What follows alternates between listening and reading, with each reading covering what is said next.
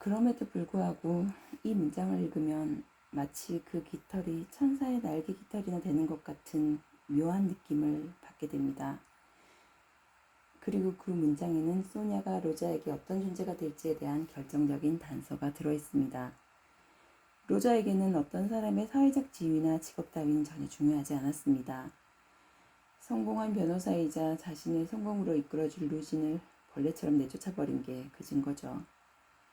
로자에게 중요한 것은 오로지 올곧고 고결한 양심과 도덕이었고 소냐는 바로 그런 기질을 가진 여자였습니다. 천사인 거죠. 결국 로자는 소냐에게 맨 처음 자신의 범죄를 자백하게 됩니다. 그리고 그녀를 통해 구원에 이르는 길을 발견하게 되죠. 여기서 잠시 스비드리갈로프라는 앞서 이름이 한번 나왔던 사나이를 언급하지 않을 수 없는데요. 이 사나이는 소냐에 못지않게 고결한 아가씨인 두냐를 사랑하는 남자고 로자와 마찬가지로 살인이라는 원죄가 있는 남자입니다. 어떤 소녀를 강간하고 죽인 범죄 전력이 있었죠. 그는 마지막에 권총으로 자살을 합니다. 죄와 벌 해설서들을 보면 대체로 이 인물에 대해서 로자와 매우 비슷한 인물이라는 평가를 합니다. 그런데 그 둘의 마지막은 완전히 달랐죠. 그 차이는 무엇일까요? 어째서 비슷한 짓을 저지르고 비슷한 죄책감과 고통에 시달리는 두 사람이 완전히 다른 결말을 맞이하게 되었을까요? 그 이유에 대한 작가의 생각을 우리는 어떻게 찾아낼 수 있을까요? 그것 역시도 이 작품에서는 상징적으로 처리하고 있습니다.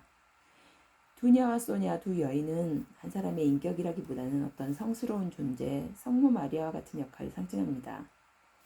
스비드리가일로프는 로자와 비슷한 짓을 저지르기는 했으나 그만큼의 지성과 감수성을 가진 이는 못됩니다.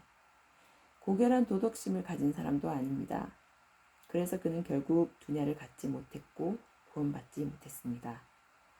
그것은 그가 인격적 미숙함으로 인해 종교적인 의미의 구원의 가능성을 발견하지 못했음을 암시하는 건 아닐까요? 반면에 로자는 고결한 양심과 날카로운 지성의 소유자입니다. 양심과 지성의 불협화음으로 결국 큰 죄를 짓게 되긴 했지만 그는 타고난 도덕성을 바탕으로 끊임없는 질문과 자기성찰, 반성을 통해 앞으로 나아가게 되고 그러면서 결국 소냐, 즉 구원을 얻게 되는 것은 아닐까요? 그런데 여기서 잠시 옆길로 세자면 로자가 막바지에 몰려 자살하려 할 때 또 우연히도 로자 바로 옆에서 아주 우스꽝스럽게 다리에서 뛰어내려 자살하려는 사람이 있었습니다. 술에 취한 채 남루한 옷을 입고 뛰어내릴 때부터 사람들의 손에 구해질 때까지 내내 우스꽝스러웠던 그 여인은 주변 사람들의 말에 의하면 그 일련의 행동이 거의 그녀의 주사입니다. 그녀가 술에 취하면 항상 벌어지는 일인 거죠. 그 장면에서 로자의 마음은 어떻게 변했을까요? 그 장면은 로자의 마음속에서 자살 가능성을 지워줍니다. 아니, 지워지는 것을 표현했다고도 볼 수 있을 겁니다. 자살은 공포와 어리석음으로 인한 해프닝일 뿐 그 이상은 아니라는 인식이 생겨난 거죠. 그게 바로 자살한 마르멜라 도프와의 결정적인 차이죠. 이런 식으로 죄와 벌은 내내 로자의 마음이 어디로 향하는지, 어떤 식으로 움직이는지, 무엇을 보고 무엇을 깨닫는지를 외관상 개연성 없이 써내려가는 경향이 있습니다.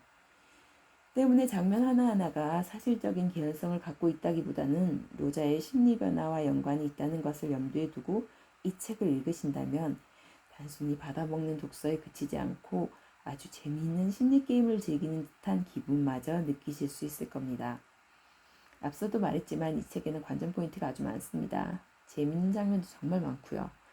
우스꽝스럽거나 제법 말이 되는 궤변들도 재밌죠. 특히 작가 특유의 심리 표현은 정말 심리학의 교과서구나 하는 기분이 들 정도입니다. 아무튼 이 책의 매력에 대해서 모조리 얘기하려면 처음부터 끝까지 읽어드리는 수밖에 없겠지만 일단 오늘의 코스는 입문 코스이기 때문에 이 정도에서 마치도록 하겠습니다. 하지만 다음에 또 기회가 된다면 꼭 다시 우리의 사랑스러운 미알로비치의 작품을 샅샅이 뜯어보면서 함께 즐거움을 나누고 싶습니다. 처음이기도 하고 저 역시 아마추어이기 때문에 어설펐던 점은 관대하게 용서해 주시기를 바라겠습니다. 그리고 원샷, 원녹음이기 때문에 수많은 실수들이 생겼을 겁니다. 이해 부탁드리겠습니다. 그럼 다음 영상으로 또 찾아뵙겠습니다. 감사합니다.